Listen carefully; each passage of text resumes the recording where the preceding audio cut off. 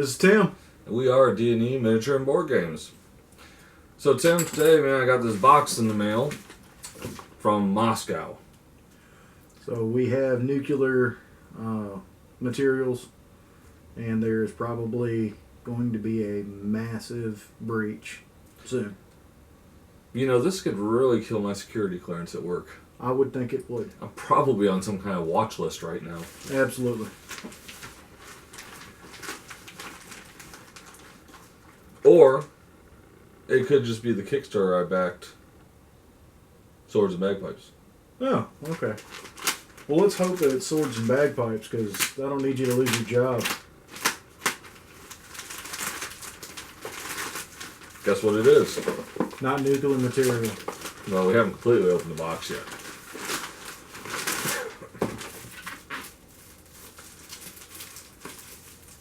Wow, they packaged this well. And it's bubble wrapped, so there will be hours of enjoyment afterwards. Because, you know, us gamers, we're just large kids at heart anyways. You know, I was reading some of the... This was actually from a Kickstarter. Mm-hmm. With shipping, it cost me like $32.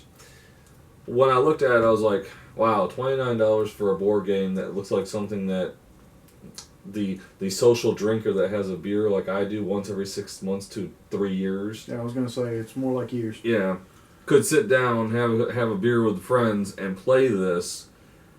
I was like, $32. What am I losing for $29 with shipping was $32. I mean, you know, watching the Kickstarter video and everything, it definitely looked like it was going to be an easy go, even for a novice such as myself.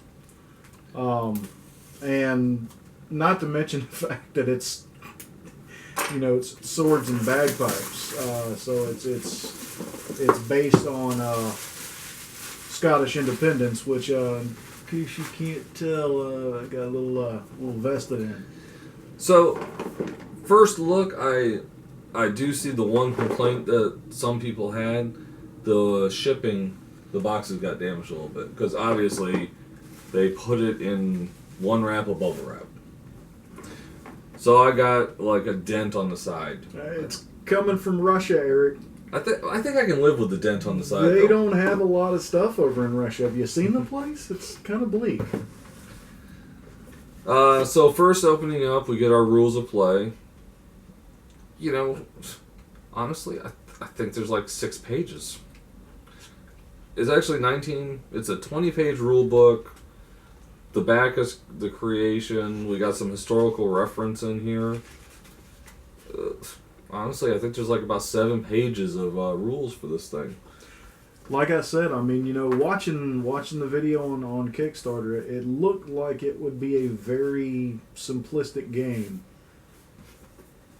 That's the board. That's the board. That's the board. Now, you didn't play any of the micro games back in the 80s like I did. No, I had a Nintendo. This is about the size of a micro games board. Now, for those of you who may not know what micro games are, they were small, pocket size that you could stick in your back pocket, take to your friend's house whenever you wanted and play them. The boards weren't very large, and you maybe got 100, 150 counters and a couple dice. I had to remember the Alamo. It may interest you to know that also there is... God, what is his name? Oh, his name escapes me right now. But he's doing micro games right now. He did Lord of the Dead, and he's done a few others. I think he's done like 3 or 4 now on Kickstarter. One was $3. The most expensive one was $11. I mean, is there still a Ferguson, market? Christopher Ferguson. There's still a market for micro games? Here's the thing. He's made like $20,000-$30,000 on each game. $8 to $10 games. So you're talking 2,000-3,000 people buying these games. But I mean, you know, how much does it cost to manufacture and all that kind of good razzmatazz? So. He makes a profit. So first set of counters is one of your Scottish clans. Several of your Scottish clans. It's 6 of them. Yep. So, and this was another thing somebody said was you could pretty much take these counters and flick it and they would just fall out of the thing. It looks, I mean, you can... One's already fallen Yeah. out. I mean, let's test this. Yeah, all the counters just about came out of the thing just by hitting it. Which, honestly, I like that. I like that aspect. It seems like it would be a bonus. Punching out counters and cutting out little plastic Seems men. pretty freaking tedious. Yeah. Here's the coins for the gold. That's one aspect. Apparently in this, you have two choices every round. Every round is a battle. Every round. And you get to pick whether you're with Edward the First, or as we know him from Braveheart, Edward Longshanks, or you can pick the Scottish clans. Now, obviously, if you pick enough of the Scottish clans, you guys win the battle. If you take the gold from Edward Longshanks, well, you may not win the battle, but you get gold, which, if the Scots win, the more gold you have, you win. Right. If the Scots lose, the least daggers you have, because every time you take the side of the English, you take a dagger card. Yep, you take a backstabbing card. Oh, and here was some of the, I believe I remember correctly some of the Kickstarter stuff, because I know, oh, no, that was just part of it. Oh, yeah, look, even before I could take them out, the stuff I was gonna say, if we could have gotten an overhead shot, the bottom of it's just full of the tiles. But you know what? It's like I said, that's not a bad thing, because it's one of the worst things sometimes about taking these games out. And you know, I'm sure they didn't mean to do it on purpose, but it certainly is a bonus.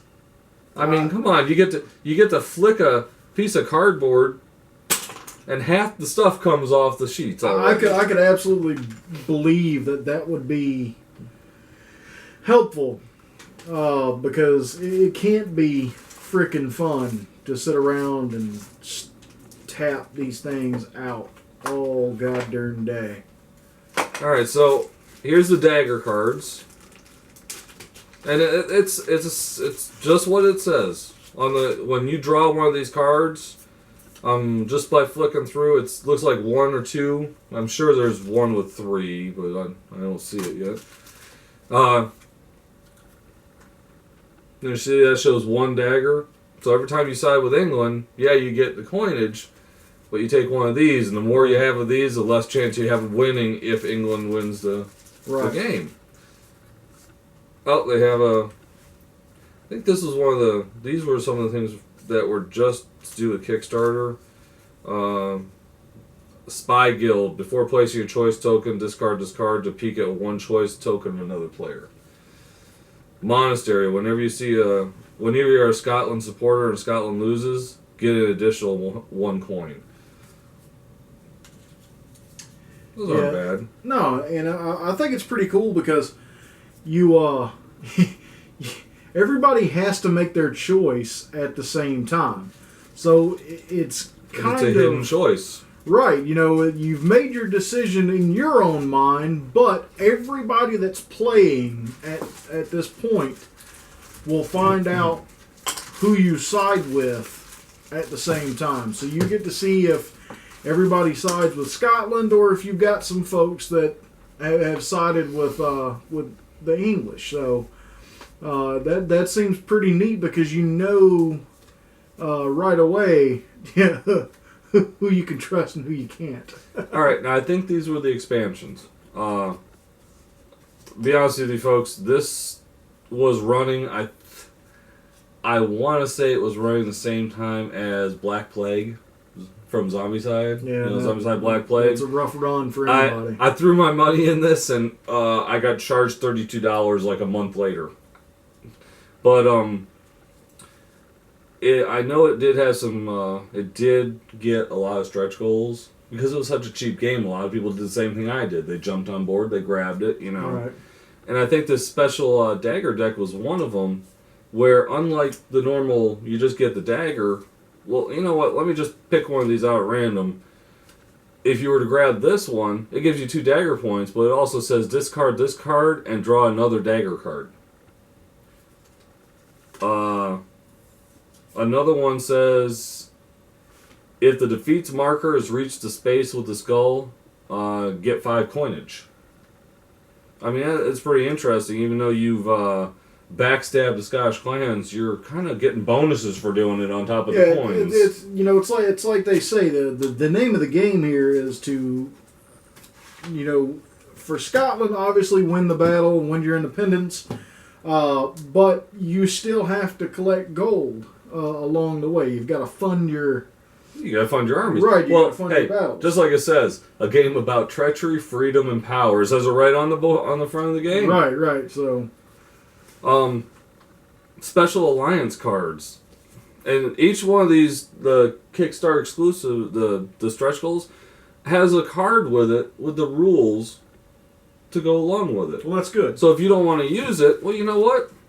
I'm just going to stick that over there because I don't want to use it. But if I do, I've got the reference card to explain to me how to use this extra part of the game. And that's always helpful. And then, these were... Well, honestly, let's open it up because I don't know what this is. Yeah, well, I mean, that's the unboxing part of the unboxing. What were those other cards that we had? You've had all the cards, man. Wow. Well, anyway, that's sad. You remember the monastery one that we were talking about? These are some more add ones like the barracks, the trading post, stables, things like that. Whenever a player to your right or to your left gets 1 coin, as a replenishment action, add 1 token to your castle. I mean, this is really kind of looking more blood-cutty, Yeah, it's definitely a cutthroat type game. Yeah. Celtic Rage, shift of priorities, cancel the text of the current England arms card. Just extra little things that go along with the other deck. Like I said, I believe these were I know that this was the one of the Kickstarter exclusives. This is one of the things that only the people that did Kickstarter got. It's a little wooden coin. I think it just marks where the turn is or something. It's got a hole in it. It has a hole in it. Wonder why it has a hole in it. But you notice that is actually wood, and it's got the wood scroll, the scrolling on the wood. Pro Libertate. Pretty sure that is some sort of Latin. I'm no linguist here, but it sounds kind of Latin-y to me. So, anyway, this is Sword and Bagpipes. Unfortunately, it wasn't a bomb. Or should we say fortunate? Fortunate, I think. I kind of don't like to have radiation poisoning. It wouldn't have lasted long. At this range? Probably would have burned for a second, though. It glowed for a little minute. No big deal, right? Eh. But, Swords and Bagpipes, what do you think, Tim?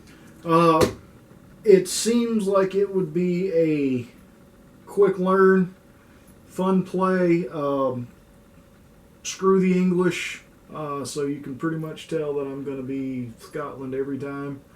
Well, actually, so you're going to side with Scotland every time? Every time. So you just told me who you're siding with. Yes. So, as my normal backstabbing little, I will beat the brakes off your English ass.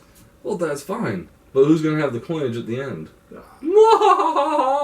I care not, because I can still win the war. But, you know what? Like I said, just a small, quick game. I like the looks of it when I bought it. And you seem to like the looks of it just based on what we've pulled out of here. Yeah, I mean, it's definitely going to be worth, I might actually read the rule book on this one and try and delve into the game a little deeper and see how far it goes. It looked very interesting. If you get a chance, definitely go by that Kickstarter's website and check out those promo videos and everything, and you'll see what I'm talking about. It looked to be a very a game that would start out with everybody drinking and might end up with a couple of fistfights. Yeah. I don't think I'll be wearing a kilt for it though. I don't know. I might. I don't know. You might. Anyways, guys, as usual, support your local gaming. We support Tree Fort Games in Fayetteville, Georgia. And as always, guys, game on. Game on. ¿Qué pasó con el amor que había entre tú y yo? Las cosas que decías para darme esperanzas hoy. ¿Dónde ha quedado todo aquello que hubo entre nosotros? Ya los dedos de tus manos no se mueven con pasión. ¿Qué pasó? ¿Qué pasó? Dime qué pasó si fuiste tú quien me di tu amor. ¿Qué pasó? Dime qué pasó. Cuando al fin empiezo yo, tú ya no estás. No estás. No estás. ¿Cuántas veces dije este amor es solo ilusión? Pero al fin y al cabo yo caí con este papelón. Me envolviste con palabras que ya no tienen